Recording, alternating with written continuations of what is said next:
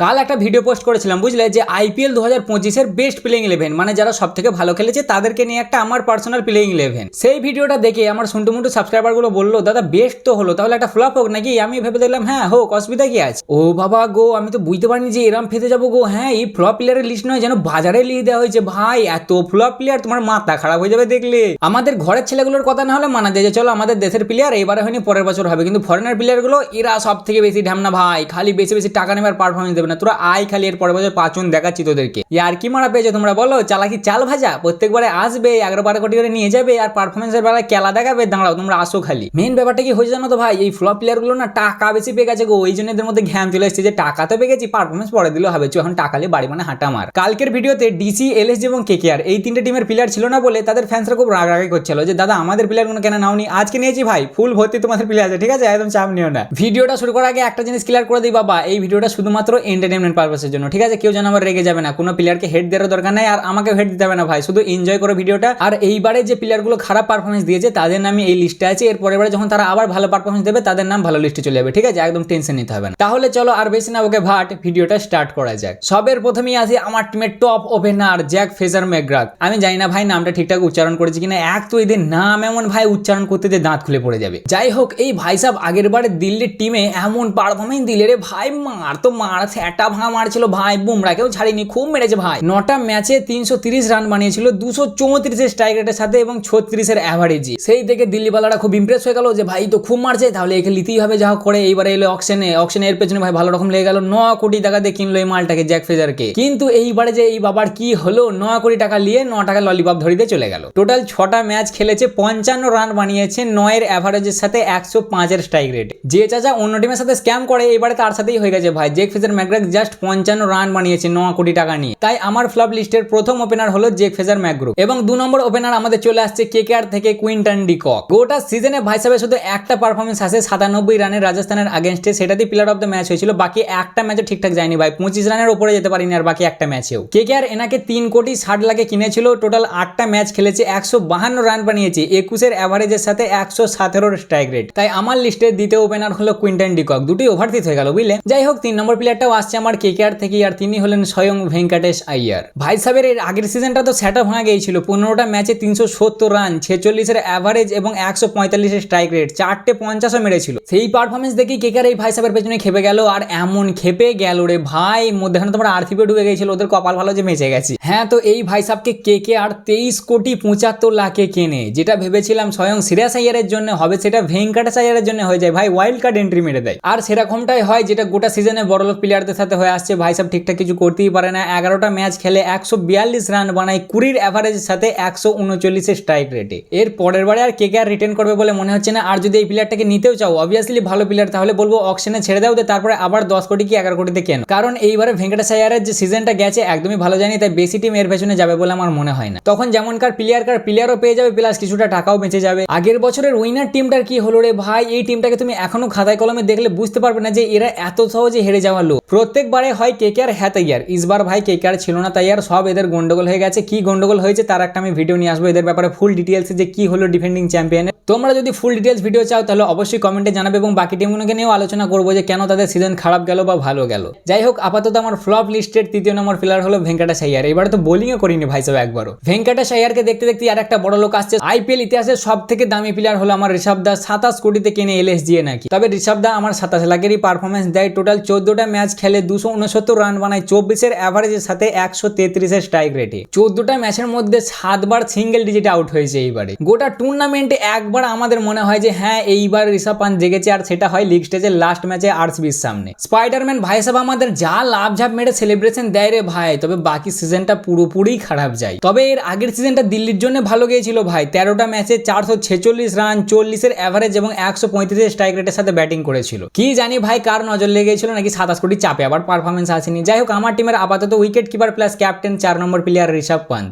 এইবার আমার টিমে 5 নম্বরে আসতে চলেছে যে অসাধারণ পারফরমেন্স দিয়ে সবাইকার মন মন্ত্র মুগ্ধ করে দিয়েছে, যাকে পেয়ে পাঞ্জাব ভেবেছিল যে আমাদের আশা ভরসা সব হবে, বাট পাঞ্জাবের আশা ভরসায় ভাই সাহেব মুতে দিয়ে চলে যায়। যাকে সবাই বলে দ্য বিগ শো, বাট আমি ভালোবেসে বলি the flop show, one and only অস্ট্রেলিয়ার দ্য গ্লেন ম্যাক্সওয়েল। প্রথমে 2024 সালে ভাই সাহেবের আরসিবি কে লুটে মজা আসেনি। আরসিবির জন্য জাস্ট 10টা ম্যাচে 52 রান বানায়, 5-এর অ্যাভারেজের সাথে 120-এর স্ট্রাইক রেটে। ব্যাটিং এ কিছু করতে পারেনি বলে যে বোলিং এ আহামারি কিছু করেছে তাও নয় ভাই, 10টা ম্যাচে জাস্ট 16 ওভার বল করেছে, 129 রান খেয়ে 6টা উইকেট নিয়েছে। ব্যাস ভাই সব 11 কোটি মেরে দেয় আরসিবি 2024 সালে। আরসিবি বলে হ্যাঁ আর রাখলে হবে না, তো এই মাল থালা খাচ্ছে বেশি, কাজ কম করছে, দিয়ে ভাই সাহেবরা ছেড়ে দেয় ওকে অকশনে। দিয়ে আরসিবি ছাড়তে এই পাঞ্জাব পকাম করে 4 কোটি 20 লাখে নিয়ে নেয়, বলছে তোদের জন্য করতে পারিনি তো কি হয়েছে, আমাদের জন্য করে দেখাবে। বাট ম্যাক্সওয়েল সাহেব বলে আজই কেলা আমার। ভাই সাহেব এইবারে 7টা ম্যাচ খেলেছে, 48 রান বানিয়েছে, 8-এর অ্যাভারেজে এবং 97-এর স্ট্রাইক রেটে। বোলিংয়েও ভাই সাহেব 7টা ম্যাচে 13টা ওভার করেছে, 110 রান খেয়ে জাস্ট 4টে উইকেট নিয়েছে। তাহলে তোমরাই বলো এত সুন্দর সেটআপ ভাঙা পারফরমেন্স দেখে ওকে ফ্লপ 11-এ না নিলে হয়? তাই আমার টিমের 5 নম্বর player one and only Glenn Maxwell. 6 নম্বরে আসছে তারই পাশের গ্রামের চাচাতো ভাই লিয়াম লিভিস্টি। বড় ভাই আগে আরসিবি কে লুটলো, তারপর এলো পাঞ্জাবের কাছে, আর ছোট ভাই আগে পাঞ্জাবকে লুটে এলো, তারপর এলো আরসিবির কাছে। এই লিভিস্টিক ভাই সাহেবকে পাঞ্জাব কিংস 2024 সালে 11 কোটি 50 লাখে কেনে, আর তার পরিবর্তে আমাদের ভাই সাহেব পারফরমেন্স দেয় 7টা ম্যাচে 111 রান, 22-এর অ্যাভারেজের সাথে 142-এর স্ট্রাইক রেট। বড় ভাই যখন বোলিং এ কিছু করেনি, ছোট ভাই করে গো। 7টা ম্যাচে 12 ওভার করেছে, 84 রান খেয়ে জাস্ট 3টে উইকেট, 11-এর ইকোনমি ভাই সাহেব। এত সুন্দর মন্ত্রমুগ্ধওয়ালা পারফরমেন্স দিলে পাঞ্জাব কিংস ওকে রাখে গো। 2025-এ দিল ওকে বিগ অকশনে ফেল, আর আরসিবি মায়া দেখিয়ে বললে তোরা আমাদের ছেলেটাকে নিলি, তাহলে আমরা তোদেরটাকে নেবো না, আই আমরা তোদেরটাকেই লি। তাই এই লিপস্টিক ভাই সাহেবকে আরসিবি বড় অকশনে 8 কোটি 75 লাখে কেনে। কিন্তু কিনলে কি হবে গো, বড় ভাইয়ের মতন ছোট ভাইয়ের মনে মতো পেঁয়াজ আছে। জাস্ট 10টা ম্যাচে 112 রান বানাই, 16-এর অ্যাভারেজে এবং 133-এর স্ট্রাইক রেটে। আর বোলিং এ তো বড় ভাইয়ের থেকেও খারাপ, 10টা ম্যাচে 9 ওভার বল করেছে, 76 রান খেয়ে মাত্র 2টো উইকেট নিয়েছে। তাই এর সেটা ভাঙা পারফরমেন্স দেখে আমার ফ্লপ লিস্টের 6 নম্বর প্লেয়ার হচ্ছে ওয়ান অ্যান্ড অনলি লিপস্টিক।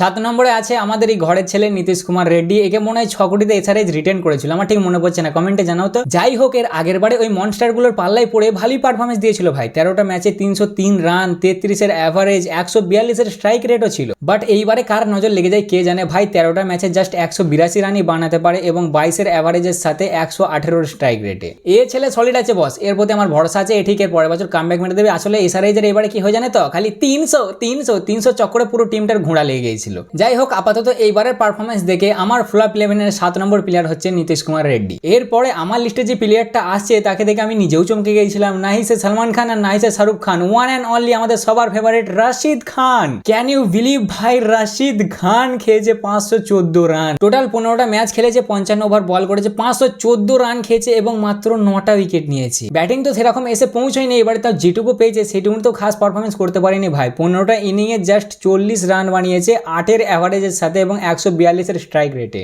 এইবার ভাববে হয়তো চলো এই বছর প্রথম হয়েছে, এর আগের বছর ঠিক ছিল না ভাই। আগের বছরেও 12টা ম্যাচে 43 ওভার বল করেছে, 367 রান খেয়েছে এবং জাস্ট 10টা উইকেটে নিতে পেরেছে। তার আগের সিজনটা ব্যাটিং এ বোলিং এ দুটোতেই সেটা ভাঙা গিয়েছিল ভাই। বিশেষ করে ব্যাটিং এ 17টা ম্যাচে 67 ওভার বল করেছিল, 552 রান খেয়েছিল ঠিকই, বাট 27টা উইকেটও নিয়েছিল এবং 8-এর ইকোনমির সাথে বোলিং করেছিল। ইনজুরিটা হওয়ার পরে না পারফরমেন্সটা অনেকই ডাউন হয়ে যায়। 2023 সালে আমরা লাস্ট বার দেখেছিলাম রাশিদ খানকে রাশিদ খানের মতন বোলিং করতে, তারপর থেকে কেমন যেন একটা হয়ে যায়। আর 1 সেকেন্ড 5টা ওভারসিজ প্লেয়ার হয়ে গেল না ভাই। জ্যাক আছে, কুইন্টন ডি কক, এরা 2 ভাই, আর রাশিদ 5টা হয়ে যাচ্ছে। হ্যাঁ, ওরা 2 ভাইকে মাঝে মাঝে একবার করে খেলাবো, ঠিক আছে। এরপর 9 নম্বরে যে আমার টিমে আসছে তাকে দেখে ভেবেছিলাম সে হয়তো যে চেপক কাঁপিয়ে দেবে, বাট চেপক নিজেই এবারে কেঁপে যায়। সিএসকে পুরো সিজনটাই খারাপ যায় এবং আমার 9 নম্বরে প্লেয়ার আসছে one and only Ashwin Anna. আন্নাকে CSK এবার 9 কোটি 75 লাখে কিনেছিল, বাট সেরকম পারফরমেন্স একদমই হয়নি ভাই। 9টা ম্যাচে 31 ওভার বোলিং করেছে, 283 রান খেয়েছে এবং জাস্ট 7টা উইকেটে নিতে পেরেছে, 9-এর ইকোনমির সাথে বোলিং করেছে। ব্যাটিং এ এবারে সেরকম পারফরমেন্স হয়নি ভাই। 9টা ইনিংয়ে জাস্ট 33 রান করতে পেরেছে, তাও আবার 8-এর অ্যাভারেজের সাথে 110-এর স্ট্রাইক রেটে। লাস্ট 5 বছরের সব থেকে কম রান এটা। 2024 সালে যে সিজনটা ভালো গেছিল রাজস্থানে তাও নয় ভাই। 15টা ম্যাচে 55 ওভার বোলিং করেছিল, 467 রান খেয়ে জাস্ট 9টা উইকেট নিতে পেরেছিল। একমাত্র 2023 সালটা একটু ঠিকঠাক গিয়েছিল, বাকি সবই গন্ডগোল হয়ে গেছে ভাই। তাই আমার লিস্টের 9 নম্বর প্লেয়ার হচ্ছে ওয়ান অ্যান্ড অনলি আন্না। আর হ্যাঁ, রাশিদের প্রাইসটা বলতে বলে গেছিলাম, রাশিদকে জিটি এবারে 18 কোটিতে রিটেন করেছিল।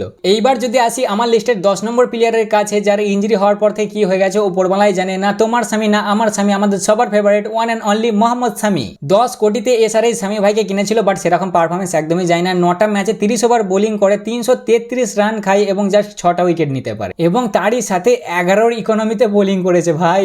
লাস্ট 4টে যে সিজন খেলেছে তার মধ্যে সবথেকে খারাপ সিজন হচ্ছে এইটা। 2023 সালেও 28টা উইকেট পেয়েছিল, তার আগের বারেও 20টা, তার আগে 19টা, তার আগেও 20টা, বাট এইবারে একমাত্র 6টা। তাই আমার টিমের 10 নম্বর প্লেয়ার হচ্ছে মোহাম্মদ শামি এবং 11 নম্বর যে ফার্স্ট বোলার আসছে তিনি আসছেন রাজস্থান রয়্যালস থেকে সন্দীপ শর্মা, যাকে I think Rajasthan Royals written করেছিল 4 কোটিতে। বাট ভাই সাহেব সেরকম পারফরমেন্স দিতে পারে না। 10টা ম্যাচ খেলে 36 ওভার বোলিং করে, 361 রান খাই এবং জাস্ট 9টা উইকেটই নিতে পারে। এর আগে সিজনটা যে খুব ভালো ছিল তা নয় ভাই, তবে এর থেকে একটু আধটু ভালো ছিল। 11টা ম্যাচে 313 রান খেয়েছিল এবং 13টা উইকেট নিয়েছিল। তাই আমার ফ্লপ টিমের 11 নম্বর প্লেয়ার রাজস্থান থেকে আগত সন্দীপ শর্মা, এবং 12 নম্বরে যে আসছে তিনিও ভাই সাহেব রাজস্থান থেকেই আসছেন, অর্থাৎ ইম্প্যাক্ট প্লেয়ার তুষার দেশপান্ডে, যাকে রাজস্থান কেনে 6,50,00,000। এই ভাই সাহেবের এই বাজেটটা সব থেকে হাইয়েস্ট ভাই, কারণ এর আগে সিএসকে কে প্রত্যেকবারে 20 লাখ করেই দিত। তবে 6,50,00,000 পেয়েও সেরকম একটা পারফরমেন্স দিতে পারে না ভাই। 10টা ম্যাচে 32 ওভার বোলিং করে 340 রান খায় এবং জাস্ট 9টা উইকেটই নেয়। এর আগেও যে সিএসকে এর জন্য মার খায়নি তা নয় ভাই, ওদের কাছে কেউ মার খেয়েছে, কখনো কখনো 424 খেয়েছে, কখনো 564 খেয়েছে, বাট তার সাথে কখনো 13টা কখনো 16টা এরকম করে উইকেটও নিয়েছে। বাট এবারে তো শুধু মারই খেয়েছে, প্লাস উইকেটও জাস্ট 9টাই নিতে পেরেছে। এদের ছাড়াও আরো অনেক প্লেয়ারের সিজন খারাপ গেছে ভাই, যেমন সিমরন হেটমারের গেছে, মাথিসা পাথিরানার গেছে, মোহিত শর্মার গেছে, রবি বিষ্ণুয়ের গেছে, রিঙ্কু রাসেলের সিজন খারাপ গেছে। বাট এতগুলো প্লেয়ারকে তো একটা টিমে ঢোকানো সম্ভব নয়। তাই আমার ফাইনাল ফ্লপ প্লেইং 11 হলো ওপেনার জ্যাক ফ্রেজার ম্যাকগ্রোক এবং কুইন্টন ডিকক, 3 নম্বরে ভেঙ্কটেশ আইয়ার, 4 নম্বরে Rishabh Pant captain plus wicket keeper, 5 নম্বরে লিয়াম লিভিংস্টন, 6 নম্বরে নীতিশ কুমার রেড্ডি, 7 নম্বরে রাশিদ খান, 8 নম্বরে আন্না, 9 নম্বরে মোহাম্মদ শামি, 10 নম্বরে সন্দীপ শর্মা এবং 11 নম্বরে তুষার দেশপান্ডে ও 12 নম্বর ও ইম্প্যাক্ট প্লেয়ার হলো ছোট ভাই লিভিস্টি। তা এটাই হলো ভাই আমার পার্সোনাল আইপিএল 2025 এর ফ্লপ প্লেইং 11। কেমন লাগলো অবশ্যই জানাবে, এবং যদি বেস্ট প্লেইং 11 ও ফ্লপ প্লেইং 11 এর মধ্যে ম্যাচ লাগিয়ে দেওয়া হয় তাহলে কারা জিতবে সেটাও কমেন্ট করে জানাবে। আর যদি ভিডিওটা ভালো লাগে তাহলে তো অবশ্যই লাইক কমেন্ট শেয়ার করবে ভাই, প্রচুর মেহনত করতে হয়েছে ভিডিওটার পেছনে। তা আজকের জন্য এতটুকুই, দেখা হচ্ছে আবার পরের ভিডিওতে। চলো টাটা।